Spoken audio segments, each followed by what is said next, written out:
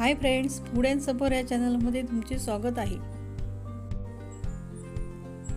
आज आपण पावभाजीची रेसिपी पाहणार आहोत। चला तर मग व्हिडिओला सुरुवात करूयात।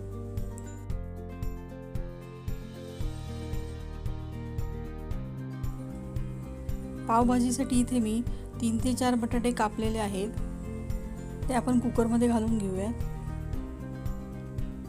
तसेच एक टोमॅटो बारीक कापून, शिमला मिरची एक उभी कापलेली आहे व थोडेसे वाटाणे घेतलेले आहेत। इथे तुम्ही मटारचा सुद्धा उपयोग करू शकता। हे सर्व एकत्र करून थोडेसे मीठ टाकून आपण याच्या 3 शिट्ट्या करून घेऊयात।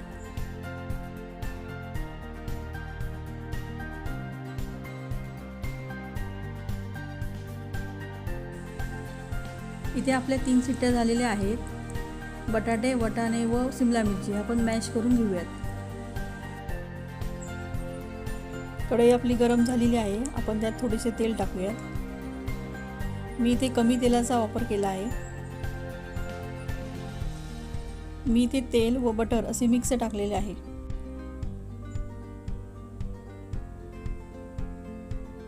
इथे आपण 2 ते 3 चमचे ओली मिरचीची पेस्ट, ओली मिरची, लसूण व आलं पेस्ट केलेली आहे, ती टाकून घेऊयात। व 3 कांदे मीडियम आकाराचे बारीक कापून घेतले आहेत, ते टाकून छान परतून घेऊयात।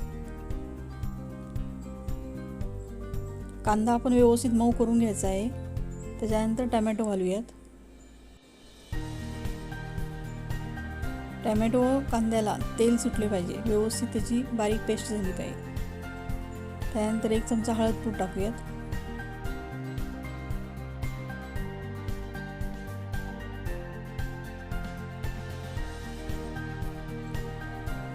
हे छान मऊ होईपर्यंत परतायचे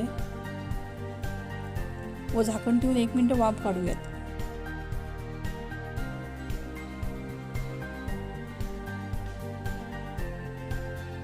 छान मऊ झालेले आहे। आपण त्यात आता मसाले टाकून घेऊयात। मी इथे 2 ते 3 चमचे लाल मिरची पूड टाकलेली आहे कलरसाठी। पावभाजी मसाला 2 चमचे,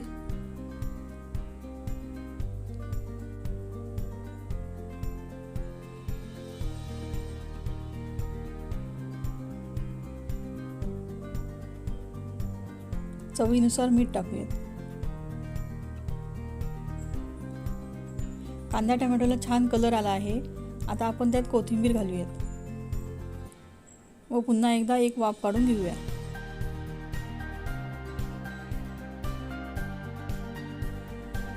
आपण जे मसाले घातलेले होते त्याला छान तेल सुटलेले आहे। आता आपण यात उकडलेले बटाटा, शिमला मिरची व वाटाणे घालूयात।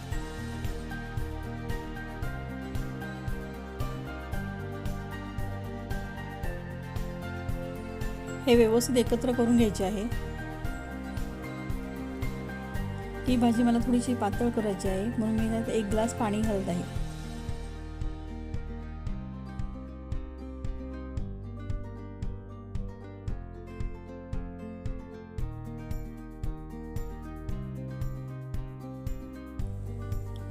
भाजीमध्ये मी अर्धा चमचा साखर टाकलेली आहे।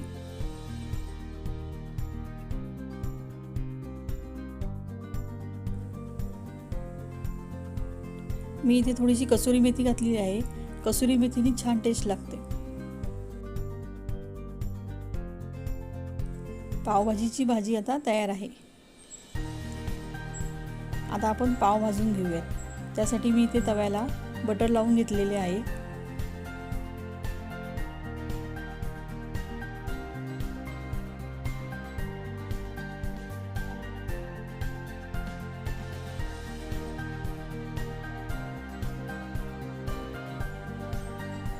आपण इथे बटरमध्ये 2 मिनिटं पाव भाजून घेऊयात।